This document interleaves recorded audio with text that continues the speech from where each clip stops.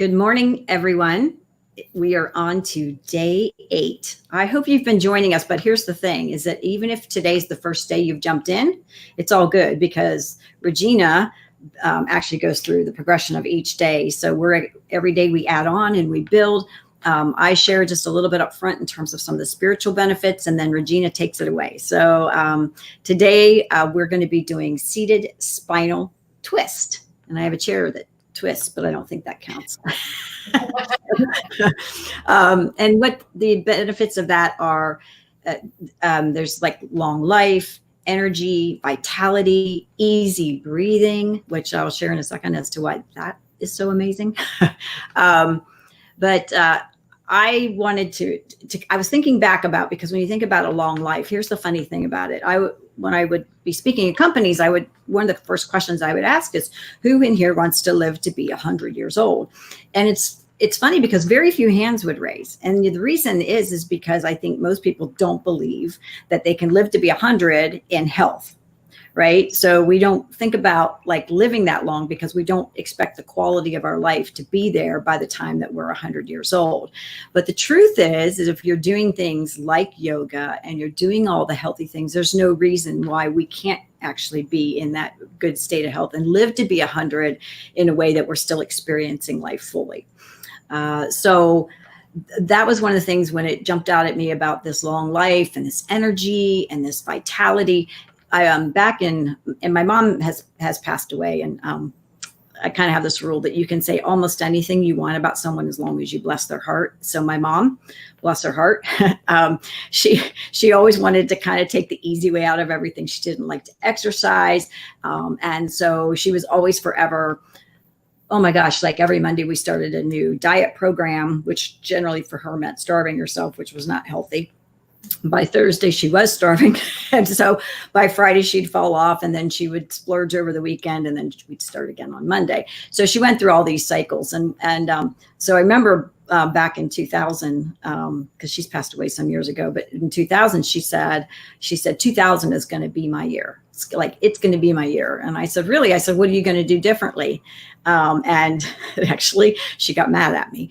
But the truth is that if we don't do anything different, right, then nothing really gets to change. When we change the way we look at the world that we look at changes, but it starts with us in terms of how we're viewing that. So that was just one of those things that jumped out to me because, again, yes, we can have long life, we can have vitality, we can have all those things, but those things come by being engaged into our own health and being in awareness of our own health.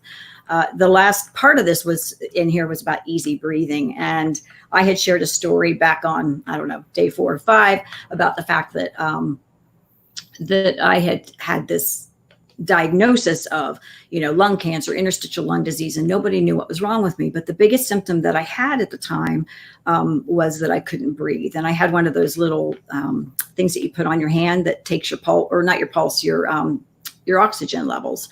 And, by evening time, I was in like the 70s. And you have no idea, unless you've experienced it, how draining and how hard it is to function in life. Like literally going from one room to the next would be completely exhausting. And I'd have to lay there just to try to grab my breath. So anyway, as I weaved in now the hospital, and by the way, I didn't share the other day, and I wanted to today, was that they finally found out what was wrong with me. And after I got to go on this beautiful journey, by the way, with it, but what they found out was that I was allergic to our doves. So the easy solution was we got rid of our doves, and now I'm completely fine. But that experience showed me just how much we take for granted the fact that we can take in a deep breath and let it out. And to this day, I mean, it's funny because sometimes there'll be like these activities, like taking the garbage out to the curb. And my husband will be like, I'm like, I'll do it. And he's like, what is wrong with you? I'm like, because there was a point in time where I couldn't do that. And so I value all the things I get to do where I can just breathe. Not that I want to breathe as deep, maybe around the garbage. I should have used a better example. But anyway, you get the point. The point is that you appreciate all those things you get to do. And being able to just take a deep breath in and let it out is actually one of the ways that we get to extend our lives and to really be present in our breathing. And that's why yoga is so much based around meditation, so much based around the breathing. So I would just say to you today, like, take some deep breaths in, even after we finish this yoga. Just take those moments to appreciate the fact that you can. So with that, I'm going to turn it over to Regena and let her share today's new pose. I love it. Good morning, everyone. And yeah, I love that story, Cheryl, because it's so interesting. I always, when I think of whether it's physical or metaphoric, I think of most people, right? When we think of trash, we think of stinky and dirty, and we don't want to be around it. It's like icky, right? But the truth is when we have the freedom and the ability to, like you said, take out the trash, even from a spiritual standpoint, like removing and throwing away, I don't want to say throwing away, but eliminating those parts of ourselves that don't serve us, right? Like that makes me happy. That brings me joy when I can take out the trash physically or energetically or spiritually, and I can say, you know what, I'm done with that. And it's very freeing. And today's Memorial Day, and I think that, you know, in my practice earlier, just before this, it was about freedom, and it was about having that ability to see that we can control our own. We create our freedoms. We create our ability to see the world in the way that we want to see it. And that takes practice, right? Just like yoga and meditation, it takes practice and mindfulness. And as a family, it's such a great conversation. Like, what is freedom? What is, you know, the ability to breathe, right? Because we think breathing is, you know, exercise, but breathing it's a gift. And so thank you for that beautiful reminder that even something so simple like taking out the trash is a gift. And as you were talking, I was breathing myself, and I could feel like my chest expanding and like this sense of just freedom and vitality in my lungs and in my chest. So thank you for that beautiful reminder. And that's what we're going to do today on the pose. Great. Yeah. So very happy that everyone's here. Thank you so much for joining us on day 8. We are loving this challenge, and we trust you are too. Look forward to hearing more of your success stories.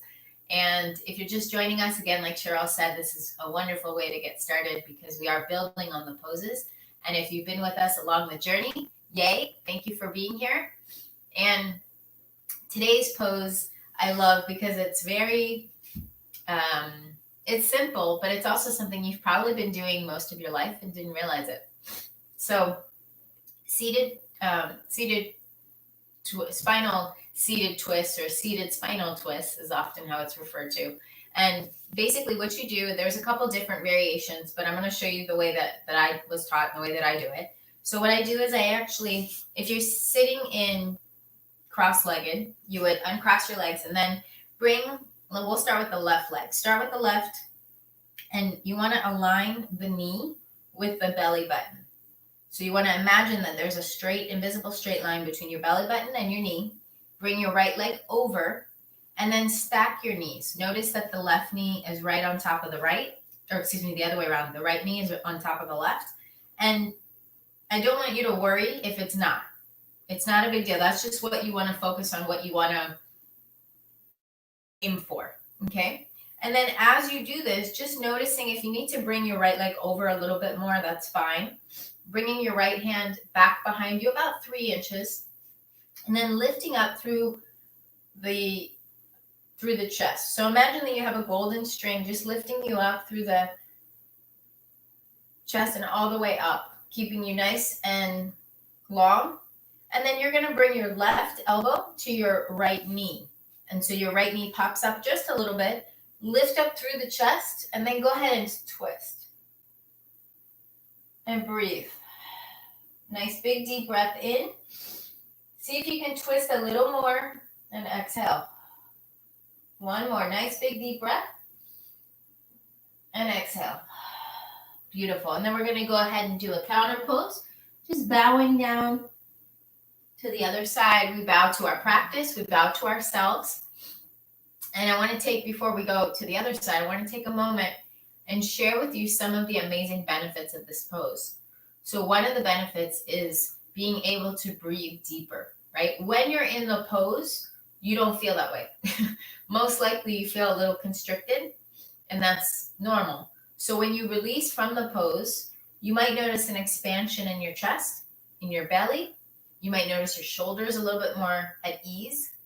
The purpose of this pose is to open up the lungs, open up the respiratory system. And as we know, right now especially, the respiratory system is so critical to keep healthy and vital. I also like this pose because it allows the functionality of the brain and the blood cells to flow. And because we're twisting, we're working on coordination, and we're also working with both hemispheres of the brain. So it's really a wonderful asana, a wonderful pose, because it allows us to function using, kind of switching sides, so to speak. And so it's a wonderful way to utilize both sides. And also, one of the things I like about this pose is for me, what it does is I'm always reminded of a towel that's wringing out when I'm in this pose. So it's just like you soak a towel in water and then you wring it out. It's really detoxifying the body of impurities, of toxins. So it's excellent for eliminating toxins in the body, and it's really good for digestion. So if you're having digestion issues, whether it's issues with elimination or with not enough, it's a wonderful way to activate and stimulate the digestive tract and digestive system. So this is a good pose for that. So just remember that. Bringing your feet together, and then go ahead and switch sides. And again, stacking the knees, and imagine that invisible line connecting the belly and the knee. And then when you're ready, go ahead and take your right elbow to left knee, lift up through the chest, and twist.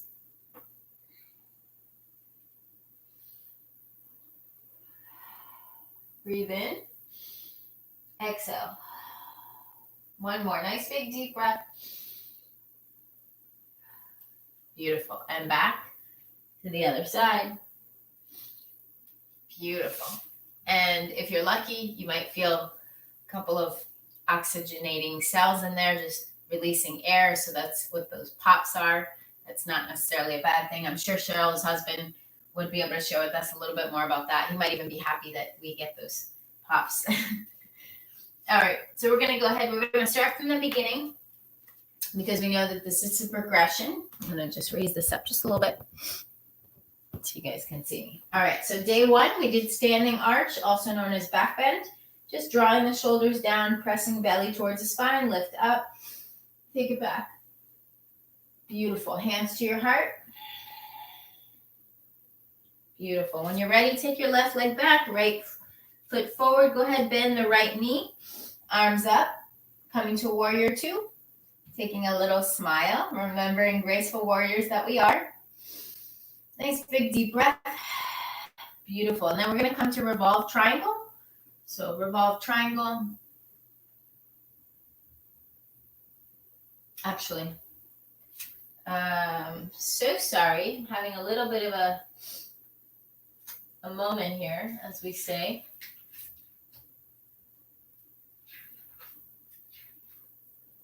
There we go. Revolve triangle. So for revolve triangle, if you have a block, you can use that too. So you're just going to do that. Beautiful. And then extended side angle. What I like to do when I do revolve triangle, I always throw in one more. So I'm going to go ahead and do that now. That's basically where we go to what I call, this is like a deeper version of revolve triangle. I just take my left hand and I make sure that I get to the back. So I call this extended revolve triangle. All right. And then after that one, we had locust. So just come back to the center. Close your eyes here, just remembering your intention and what brought you on your mat. Bring your feet together. Come to locust, down on the ground. Bringing your hands to your side, lifting up. If you'd like, you can raise your feet up slightly. Beautiful. Bring your hands down to your sides for cobra, lifting up. Lifting the chest up off the mat and the sternum. Beautiful. And then coming all the way up to upward dog. Gently inviting the shoulders down. Beautiful. And then take it back. And then coming back to spinal twist. So for this one, you're going to bring your right knee on top so that we get that twist all the way to the back. Nice deep breath in. Beautiful. Back to center. Give yourself a little soft bow. Beautiful. And then we're going to switch sides. Bring your arms up overhead. And if it helps you to switch sides completely, feel free to do that. And then bring your hands to your heart. Beautiful. Warrior. Nice smile. Beautiful. I like to reverse my warrior, so that's me just adding a little extra in there too. And then coming to extended triangle. If you need that block again, remember you can do that. Revolve triangle. Beautiful. And then if you want to take it back, you would just take right arm to left leg. Beautiful. And then we're going to come to extended. So extended triangle, a couple variations here. You can bring arm straight up to the top, or you can bring it out in front of you, pressing fingertips towards the side wall, giving a little bit more of a stretch in your side body. Nice deep breath.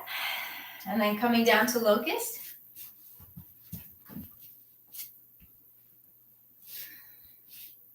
Lifting up.